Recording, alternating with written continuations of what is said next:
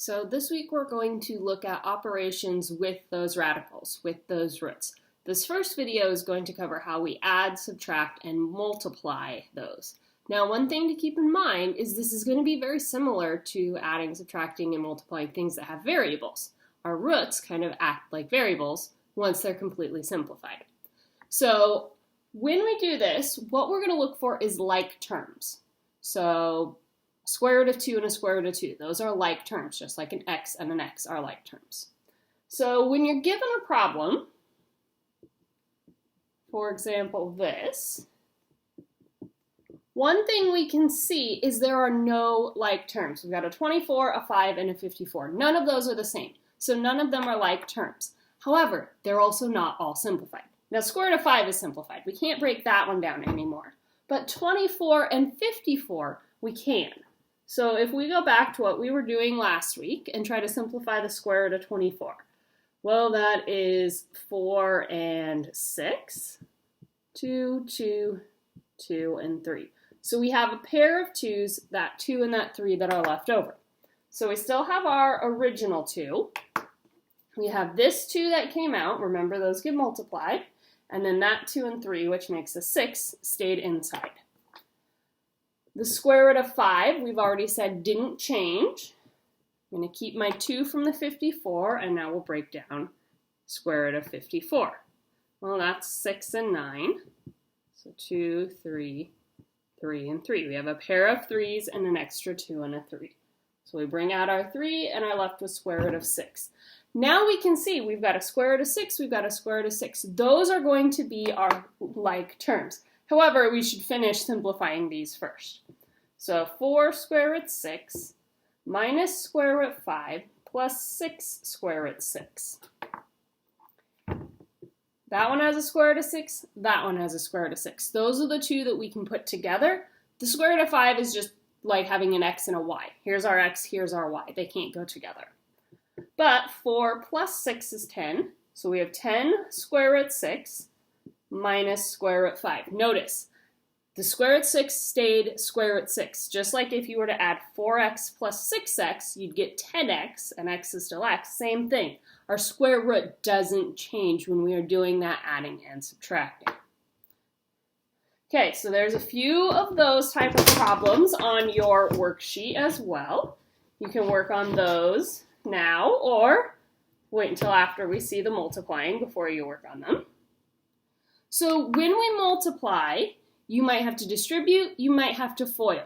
But when we do this, you are going to multiply the things outside the root, the coefficients. You're also going to multiply the things inside the root, those radicands. So, for example, square root of 10 times square root of 2 plus 5. So, first step, we're just going to distribute that square root of 10. So square root of 10 times square root of 2 becomes square root of 20. We multiply the numbers inside there. Square root of 10 times 5. Now this is under the root, this is not. So the part that's not stays outside, the part that is under the root stays inside. So we've done our multiplying, but you always have to look and see, can I simplify anything else? Well, square root of 20. If we were to break that down, 4 and 5, 2 and 2, there's a pair, there's something by itself. So we get 2 square root of 5. 10 only breaks down into a 2 and a 5, so that one's not going to simplify anymore.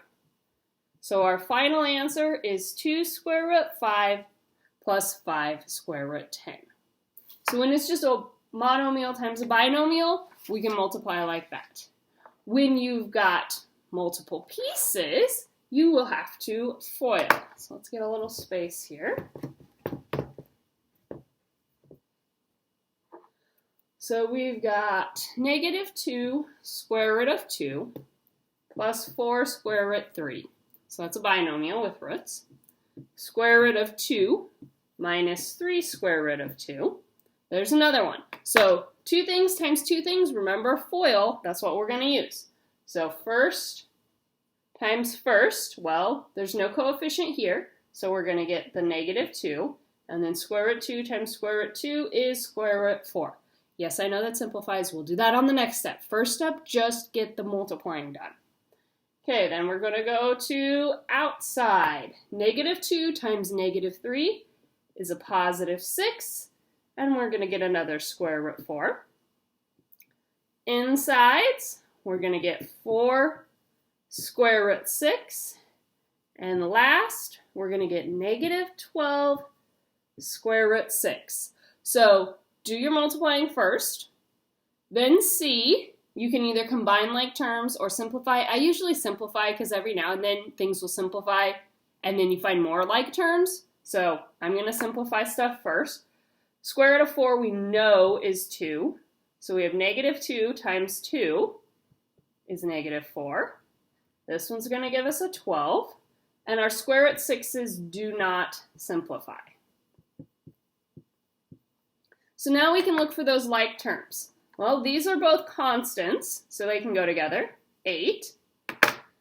These both have a square root of 6, so 4 minus 12 is -8 square root 6. And that is our final answer. And when you're doing these, I don't care what order they're in. Like a root doesn't have to be first or a certain root doesn't have to be first. As long as you've got the right numbers with the right signs with them, then you're good. So we've gone through add, subtract, multiply. You can go ahead, do the first part of the worksheet or the first Quizalize, and then after you've got that done, come back so you can watch the second video.